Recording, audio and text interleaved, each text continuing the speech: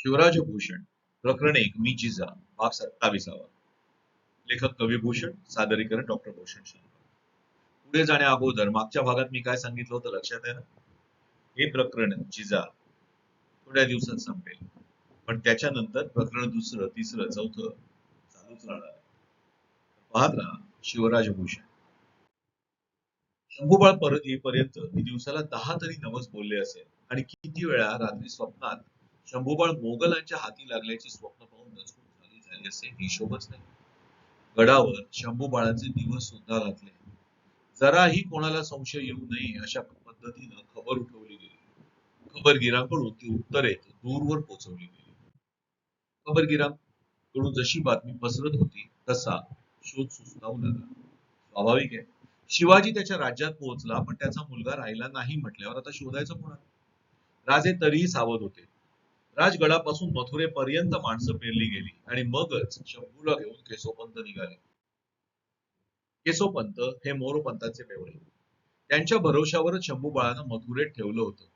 तरीही त्यांना पायी चालत राजगडापर्यंत यायला महिना लागला.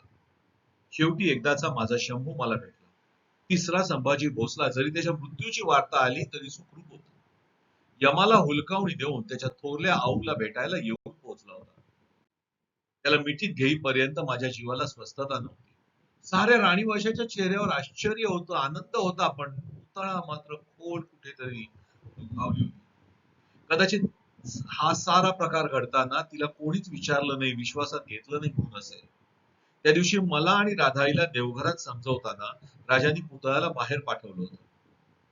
आता मलाच पोरीची समजूत घालायला हवी. उघडपणे ती काहीच बोलली नसती किंवा काही दाखवलं पण नसतं, पण शंभूवर प्रेम सुद्धा खूप करायची, अगदी सईसारखी. कधी कधी वाटतं राजांनी तिला तरी सांगायला हवं होतं. तिच्या इतका शोक आणखी कोणाला झाला नव्हता, पण तिचा आनंद इतरांपासून लपवणं तिला जरा कठीणच होतं. म्हणूनच बहुधा शिवबानं तिला वगळलं असणार. शंभू आला आणि राजगडावरच्या आनंदाला जणू उधाण आलं. पिलाजीरावानं येसूला घेऊन बोलावलं. आता येसूला इथंच ठेवून घ्यावं असा विचार माझ्या मनात होता. आता तशी लढाईची धामधूमही असणार नाही असा अंदाज होताच. थोडा संशय मोगलाईकडूनच होता. राजांना म्हटलं, आता पुढची काय चाल राजे? तर म्हणाले, मासाहेब सध्या तरी लढायाबद्दल राज्याच्या बांधणीकडे लक्ष द्यायला हवंय. कोणी उठतो आणि राज्यात घुसतो असं होता कामा नये. प्रजेला पुरेशी आगाऊ खबर देता यायला हवी, म्हणजे प्रजा खबरदार राहील. आपले नजरबार जिथे असतील तिथली बातमी आपल्याला मिळते. त्यात सुद्धा वेळ जातो. माणसाला प्रवासाला वेळ लागतो. म्हणून आम्ही एक वेगळी पद्धत सुरू केलीच आहे, पण ती सर्व गड किल्ल्यांवर अवलंबायला हवी. दिवसा तोफा आणि रात्री पेटत्या मशाली या पुन्हा फार लवकर संदेश पोहोचवू शकतात. ही पद्धत आम्ही सर्व गडांवर राबवणार आहोत. तसंच गडकरी नेमताना ज्या मुलखाचा त्या मुलखात नेमू नये असा आदेश पण आम्ही दिलाय.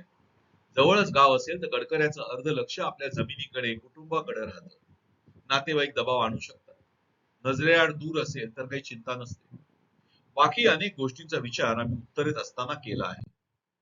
काही चांगल्या गोष्टी मोगलाईत आहेत, त्या आम्ही स्वराज्यात अनुसरू इच्छितो. घोड्यांच्या पागा आपल्याकडे घोड्याच्या आरोग्याची इतकी काळजी घेण्याच्या दृष्टीने बांधलेल्या नसतात. उत्तरेकडे वेगळ्या पद्धतीनं पागा बांधतात. त्या दाणा पाण्याची नासाडी कमीत कमी होतेच, पण घोड्यांना मोकळी हवा पण भरपूर मिळते. आता आपल्या इतका पाऊस तिथे नसतोय खरं, पण ते वर्षातले 4 महिने. उरलेले 8 महिने आपले घोडे उगीचच वट पागामधून असतात, मग आजारी पडतात. आम्ही निराजीपंतांना बऱ्याच गोष्टींची नोंद करून ठेवायला सांगितली होती. त्यातल्या पुष्कळशा गोष्टी आपल्याला वापरण्यासारख्या आहेत. त्या दिशेनं आधी पावलं टाकू. मिर्झा राजे जोवर आपल्या जवळपास आहेत तोवर आदिलशाही उचल घेणार नाही. औरंगजेबाला आम्ही नरमाईचा खलिता पाठवलाय, त्यामुळे तिथूनही सध्या तरी भीती नाही. जोवर फुरसत आहे तोवर राज्य बांधून घ्यावं असा आमचा विचार आहे. दगडाखाली अडकलेला हात सुखरूप सुटला. बादशहानं अधिक वागण्यात न शिरता शंभू राजांना 5,000 मनसब देऊ केली. शंभू बाळ आता मोगली मनसबदार झाले. 5,000 मनसबदार संपूर असे. औरंगाबादेत लवकरच बरीच उलथापालथ झाली.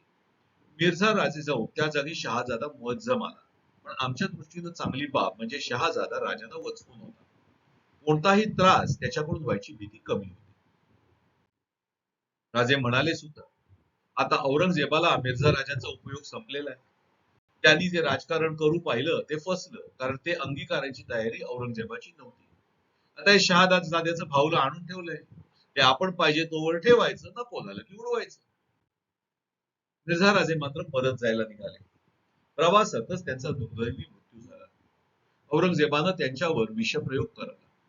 शिवबाला एकीकडे वाईट वाटलं, एवढ्या शूरवीर पण अस्थानी निष्ठा ठेवलेल्या माणसाचा हा असा अंत होणं हे खटकत असलं तरी होणारच होतं. औरंगजेब कावेबाज त्यानं मिर्झा राजाचा अचूक वापर करून घेतला आणि कार्यभाग साधल्यावर त्यांना रस्त्यातून हटवलं. हा तोच मिर्झा राजा होता ज्यानं राजांना मनाविरुद्ध तह करायला लावला होता.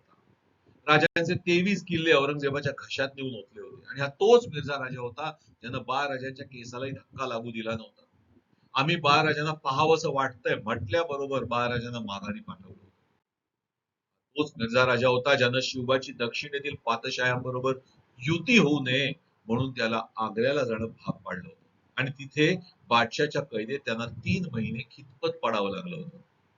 आणि हा तोच मिर्झा राजा होता ज्याला त्याच बादशानं विष देऊन तडफडून मारायला लावलं होतं.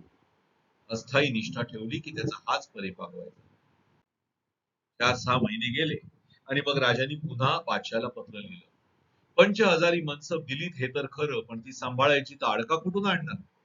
जहागीर दिलीत तरच मनसब सांभाळता येईल. थोड्याच दिवसात बादशाचं उत्तर आलं. बाळ राजांना वऱ्हाडात जहागीर दिली होती. आता वऱ्हाडात असलेली जहागीर 10 वर्षाचे शंभूराजे कसे सांभाळणार? त्यामुळे त्यांच्या वतीनं राहुजी सोमनाथ यांना जहागीर सांभाळण्याची परवानगी मिळाली.